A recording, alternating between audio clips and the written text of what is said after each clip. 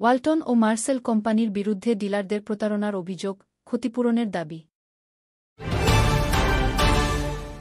বাংলাদেশের অন্যতম ইলেকট্রনিক্স পণ্য প্রস্তুতকারক প্রতিষ্ঠান ওয়ালটন এবং তাদের সহযোগী ব্র্যান্ড মার্সেলের বিরুদ্ধে ডিলারদের অর্থনৈতিক প্রতারণার অভিযোগ উঠেছে।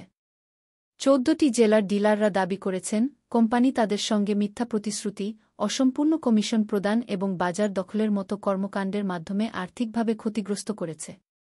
ক্ষতিগ্রস্ত ব্যবসায়ীরা কোম্পানির কাছে ৭ দিনের মধ্যে ক্ষতিপূরণসহ ১১ দফা দাবি বাস্তবায়নের আলটিমেটাম দিয়েছে। দাবি পূরণ না হলে তারা সারা দেশে বৃহৎ আন্দোলনের হুঁশিয়ারি দিয়েছে। ডিলারদের অভিযোগ অনুযায়ী, ওয়ালটন ও মার্সেল কোম্পানি পণ্য সরবরাহের প্রতিশ্রুতি দিয়ে তাদের কাছ থেকে নগদ অর্থ সংগ্রহ করলেও পণ্য সরবরাহে নানা অনিয়ম করেছে। ডিলারদের পণ্য বিক্রির ক্ষেত্রে ৩৫-৪০% কমিশনের প্রতিশ্রুতি দেওয়া হলেও বাস্তবে তারা পেয়েছেন মাত্র ২০-২৫%।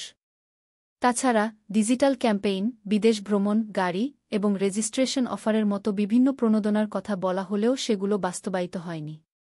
বরং কোম্পানি তাদের নিজস্ব শোরুম তৈরি করে ডিলারদের বাজারে ব্যবসা করার সুযোগ সংকুচিত করেছে। অভিযোগ রয়েছে যে, কোম্পানি ডিলারদের লেজারে ডেবিট অ্যাডজাস্টমেন্টের নামে অতিরিক্ত টাকা সংযোজন করেছে, যা ডিলারদের আর্থিক চাপে ফেলে দিয়েছে। জোরপূর্বক ব্ল্যাঙ্ক চেক এবং স্ট্যাম্প আদায় করে তাদের উপর চাপ সৃষ্টি করা হয়েছে। এসব চেক কোম্পানি তাদের বিরুদ্ধে আইনি পদক্ষেপ নেওয়ার জন্য ব্যবহার করছে বলে অভিযোগ উঠেছে। এছাড়া কিছু ডিলারের বিরুদ্ধে মিথ্যা মামলা দায়ের করে তাদের ব্যবসার পরিবেশ ধ্বংস করা হয়েছে। ডিলারদের মধ্যে থেকে অভিযোগ উঠেছে, ২০১৯ সালে Walton company ২০ lakh piece fridge বিক্রির লক্ষ্যমাত্রা নির্ধারণ করেছিল। তবে লক্ষ্য পূরণের জন্য ডিলারদের না জানিয়ে তাদের কোটার পণ্য তুলে নিয়ে অন্যত্র বিক্রি করা হয়। ফলে ডিলাররা ব্যাপক আর্থিক ক্ষতির মুখে পড়েন। এছাড়া বিভিন্ন অফারের আওতায় যে বোনাস এবং অন্যান্য সুবিধা দেওয়ার কথা বলা হয়েছিল, তা থেকে ডিলাররা প্রায় পুরোপুরি বঞ্চিত হয়েছেন। ক্ষতিগ্রস্ত ডিলাররা কোম্পানির বিরুদ্ধে ১১ দফা দাবি উত্থাপন করেছে।